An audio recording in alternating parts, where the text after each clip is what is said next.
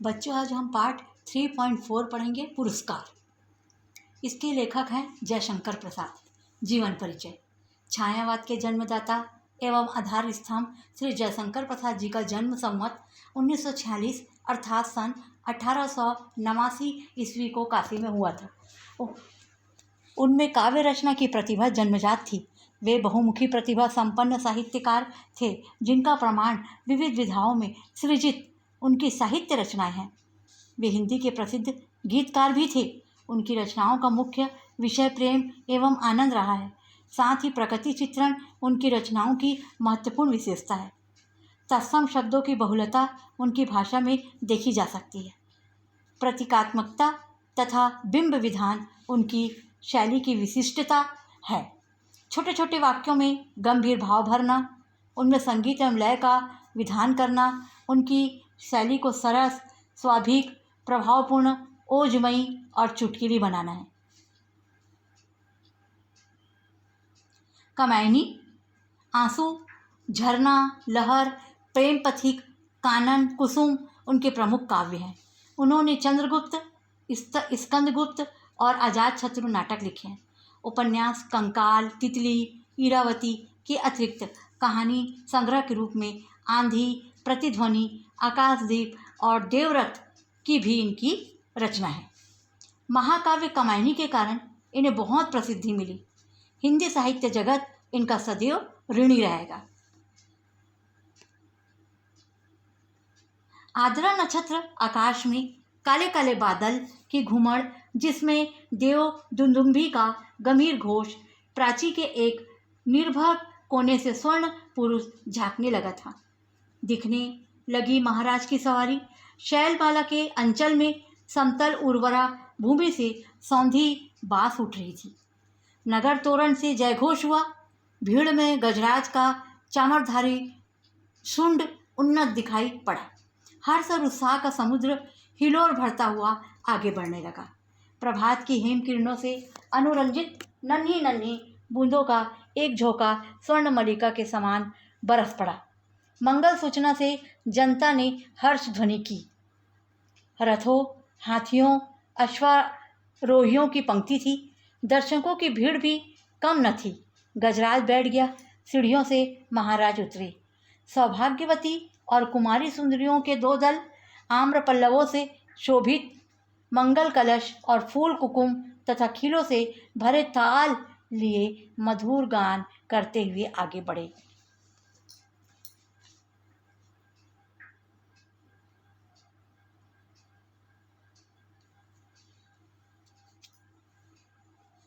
महाराज के मुख पर मधुर मुस्कान थी। पुरोहित वर्ग ने स्वसत्यन किए स्वर्ण रंजित हल्की मट पकड़कर महाराज ने जूते हुए सुंदर पुष्ट बैलों को चलने का संकेत किया। बाजे बजने लगे। कुमारियों ने खीलों और फूलों की वर्षा की। कौशल का यह उत्सव प्रसिद्ध था। एक दिन महाराज को कृषक बनना पड़ा। उस दिन इंद्र पूजन की धूमधाम होती, गोठ होती। नगर निवासी उस पहाड़ी भूमि में आनंद मनाते। प्रतिवर्ष कृषि का यह महोत्सव उत्साह से संपन्न होता। दूसरे राज्यों से भी युवक राजकुमार इस उत्सव में बड़े चाव से आकर योग देते। मगध का एक राजकुमार अरुण अपने रथ पर बैठा बड़े कुतूहल से एक दृश्य देख रहा था। बीजों का एक थाल लिए कुमारी मधुलिका महाराज के साथ थी। बीज बोते हुए महाराज जब हाथ बढ़ाते तब मधुलिका उनके सामने थाल कर देती। यह खेत मधुलिका का था, जो इस साल महाराज की खेती के लिए चुना गया था। इसलिए बीज देने का सम्मान मधुलिका को ही मिला। वह कुमारी थी, सुंदरी थी। कौशे वसन उसके शरीर पर इधर उधर लहराता हुआ स्वयं शोभित हो रहा था। वह कभी उसे संभालती तो कभी अपने रूखी अलकों को। कृषक बालिका के शुभ्र भाल पर समकरणों को भी कभी न थी। वे सभी बौरनियों से में गुछे जा रहे थे, किंतु महाराज को बीज देने में उसने शीतलता नहीं की। सभी लोग महाराज का हल चलाना देख रहे थे, विस्मय से, कुतूहल से। और अरुण देख रहा था कृषक कुमारी मधुलिका को कितना भोला सौंदर्य, कितनी सरल चितवन। उत्सव का प्रधान कृत्य समाप्त हो गया। महाराज ने मधुलिका के खेत को पुरस्कृत किया, मतलब पुरस्कार दिया। थाल में कुछ स्वर्ण मुद्राएं, वह राजकीय अनुग्रह था। मधुलिका ने थाली सिर पर लगा ली, किंतु साथ ही उन स्वर्ण मुद्राओं को महाराज पर न्यौछावर करके बिखेर दिया। मधुलिका की उस समय की ऊर्जस्वित मूर्ति लोग आश्चर्य से देखने लगे। महाराज की भ्रिकुटी की भी जरा चढ़ी थी कि मधुलिका ने सविनय कहा, देव, ये मेरे पितामहों की भूमि है, इसे बेचना अपराध है, इसलिए मूल्य स्वीकार करना मेरी सामर्थ्य के बाहर है। महाराज के बोलने के पहले ही वृद्ध मंत्री ने तीखे स्वर से कहा, अबोध, क्या बकरी है? राजकीय अनुग्रह का तिरस्कार, तेरी भूमि से चौगुना मूल्य, फिर कौशल का तो यह सुनिश्चित राष्ट्रीय नियम है। तो आज से राजकीय रक्षण पाने की अधिकारिणी हुई, इस धन से अपने को सुखी बना। राजकीय रक्षण की अधिकारिणी तो सारी प्रजा है मंत्रीवर। महाराज को भूमि समर्पण करने में तो मेरा कोई विरोध न था और न ही है, किंतु मूल्य स्वीकार करना असंभव है। मधुलिका उत्तेजित हो उठी थी। महाराज के संकेत करने पर मंत्री ने कहा, देव, वाराणसी युद्ध के अनंतम वीर श्रीमित्र की एकमात्र कन्या है। महाराज चौंक उठे। श्रीमित्र की कन्या, जिसने मगध के सामने कौशल की लाज रख ली थी, उसी वीर की मधुलिका कन्या है। हाँ देव, मंत्री ने सविनय से कहा। उस उत्सव के परंपरागत नियम क्या है मंत्रीवर? महाराज ने पूछा। देव, नियम तो बहुत साधारण है। किसी भी अच्छी भूमि को इस उत्सव के लिए चुनकर नियमानुसार पुरस्कार स्वरूप उसका मूल्य दे दिया जाता है, वह भी अत्यंत अनुग्रहपूर्वक, अर्थात भू संपत्ति का चौगुना मूल्य उसे मिलता है। उसे खेती वही व्यक्ति वर्ष भर देखता है, वह राजा का खेत कहा जाता है।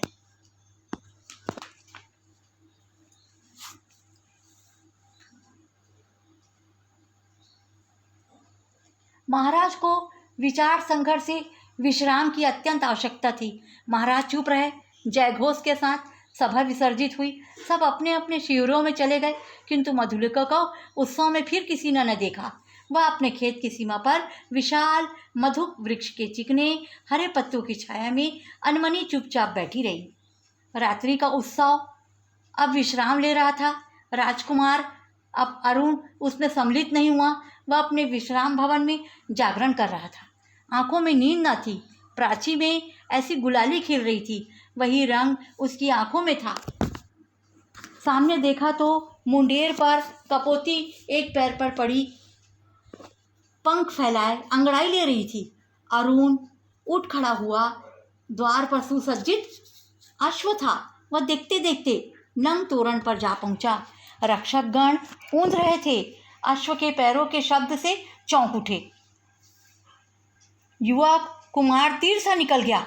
सिंधु देश का तुरंग प्रभात के पवन से पुलकित हो रहा था। घूमता घूमता अरुण उसी मधुक वृक्ष के नीचे पहुंचा, जहां मधुलिका अपने हाथ पर सिर धरे खिन्न निद्रा का सुख ले रही थी।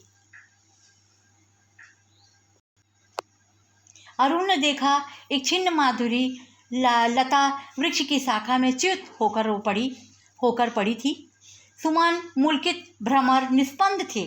अरुण ने अपने अश्व को मौन रहने का संकेत किया उस सुषमा को देखने के लिए, परंतु कोकिल बोल उठी, जैसे उसने अरुण से प्रश्न किया, छी, राकुमारी के सोए हुए सौंदर्य पर दृष्टिपात करने वाले घृष्ट तुम कौन? मधुलिका की आंखें खुल पड़ी। उसने देखा एक अपरिचित युवक। वह संकोच से उठ बैठी। भद्रे, तुम ही न कल के उत्सव की संचालिका रही हो। उत्सव? हाँ, उत्सव ही तो था। कल सम्मान क्यों? आपको कल का स्वप्न सता रहा है? भद्र, आप क्या मुझे इस अवस्था में संतुष्ट न रहने देंगे? मेरा हृदय तुम्हारी उस छवि का भक्त बन गया है देवी। मेरे उस अभिनय का, मेरी विडंबना का, मनुष्य कितना निर्दय है। मेरे उस अभिनय का, मेरी विडंबना का, आह, मनुष्य कितना निर्दय है अपरिचित। क्षमा करो, जाओ अपने मार्ग। सरलता की देवी, मैं मगध का राजकुमार तुम्हारे अनुग्रह का प्रार्थी हूँ। मेरे हृदय की भावना अवगुठन में रहना नहीं जानती, उसे अपनी। राजकुमार, मैं कृषक बालिका हूँ, आप नंद बिहारी और मैं पृथ्वी पर परिश्रम करके जीने वाली। आज मेरी इस स्नेह की भूमि पर मेरा अधिकार छीन लिया गया है। मैं दुख से विकल हूँ, मेरा उपहास ना करो। उपहास का मतलब होता है मजाक ना उड़ाओ। मैं कौशल नरेश से तुम्हारी भूमि तुम्हें दिलवा दूंगा। नहीं, वह कौशल का राष्ट्रीय नियम है, मैं उसे बदलना नहीं चाहती, चाहे उसे मुझे कितना दुख हो। अब तुम्हारा रहस्य क्या है? यह रहस्य मानव हृदय का है, मेरा नहीं। राजकुमार नियमों से नहीं, यह मानव हृदय बाध्य होता है तो आज मगध के राजकुमार का हृदय किसी राजकुमारी की ओर न खींचकर एक कृषक बालिका का अपमान करने न आता। मधुलिका उठ खड़ी हुई। चोट खाकर राजकुमार लौट पड़ा। किशोर किरणों में उसका रत्न किरीट चमक उठा। अश्ववेग से चला जा रहा था और मधुलिका निष्ठुर प्रहार करके क्या स्वयं आहत न हुई? उसके हृदय में टिस सी होने लगी। वह सजल नेत्रों से उड़ती हुई धूल देखने लगी।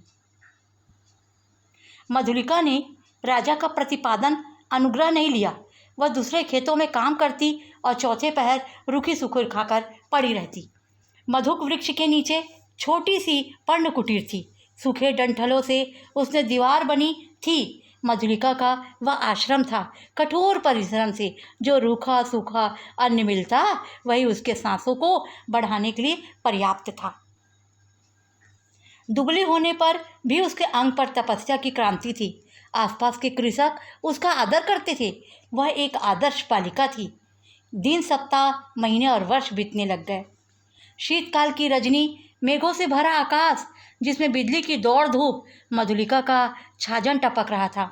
ओढ़ने की कमी थी।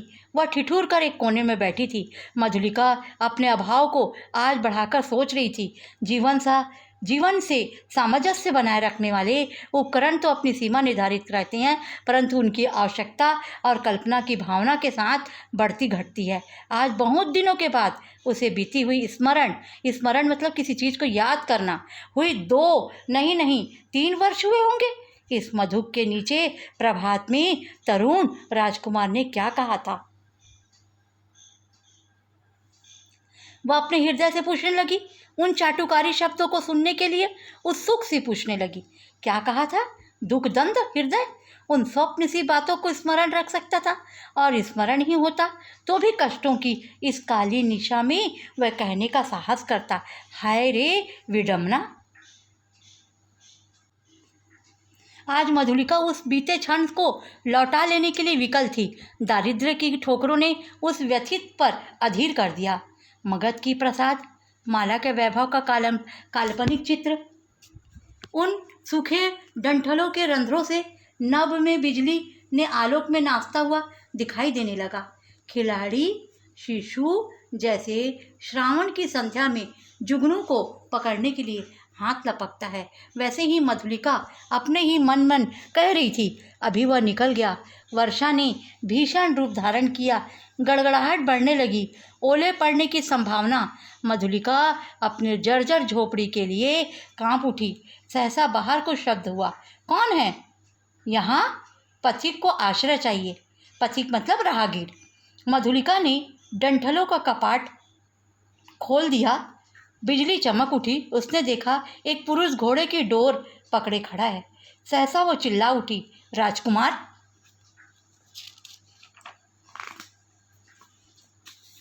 मधुलिका आश्चर्य से युवक का कहा। एक क्षण के लिए सन्नाटा छा गया। मधुलिका अपनी कल्पना को सहसा प्रत्यक्ष देखकर चकित हो गई। इतने दिनों के बाद आज फिर? अरुण ने कहा। कितना समझाया मैंने, परंतु मधुलिका अपनी दयनीय अवस्था पर संकेत करके देना नहीं चाहती थी। उसने कहा, और आज आपकी क्या ये दशा है? सिर झुकाकर अरुण ने कहा, मैं मगध का विद्रोही निर्वासित कौशल, मैं जीविका खोजने आया हूँ। मधुलिका उस अंधकार में हंस पड़ी। मगध के विद्रोही राजकुमार का स्वागत करे एक अनाथिनी कृषक बालिका, यह भी एक विडंबना। तो भी मैं स्वागत के लिए प्रस्तुत हूँ। शीतकाल की निस्तब्ध रजनी, कोहरे से चांदनी, हाड़ कंपा देने वाला समीर, तो भी अरुण और मधुलिका पहाड़ी गह्वर के द्वार पर वट वृक्ष के नीचे बैठे हुए बातें कर रहे थे। मधुलिका की वाणी में उत्साह था, किंतु अरुण जैसे अत्यंत सावधान होकर बोलता। मधुलिका ने पूछा, जब तुम इतनी विपन्न अवस्था में हो तो फिर सैनिकों के साथ रखने के लिए क्या आवश्यकता है? मधुलिका, बाहुबल तो वीरों की आजीविका है, मेरे जीवन मरण के साथी है। मैं भला इन्हें कैसे छोड़ देता, और करता ही क्या? क्यों? हम लोग परिश्रम से कमाते और खाते हैं। तुम भूल ना करो, मैं अपने बाहुबल पर भरोसा करता हूँ, नए राज्य की स्थापना कर सकता हूँ। निराश क्यों हो जाऊं? अरुण के शब्दों में कंपन था। वह जैसे ही कुछ कहना चाहता था, पर कह ना सकता था।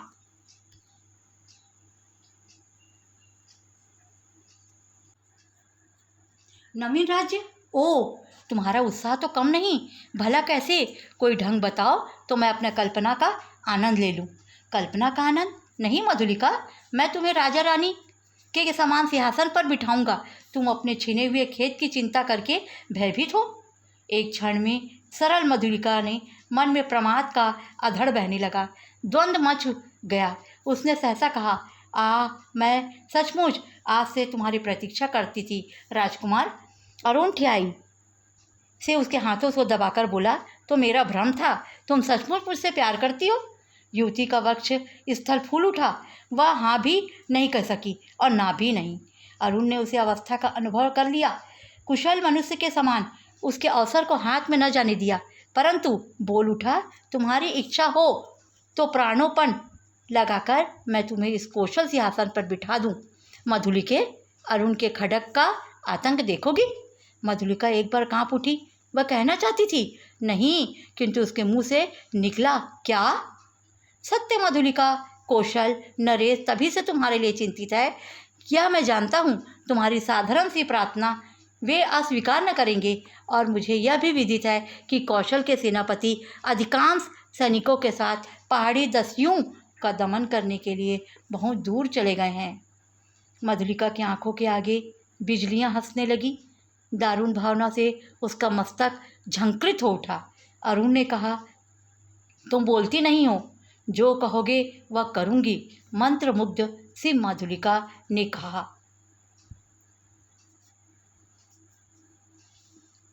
धन्यवाद।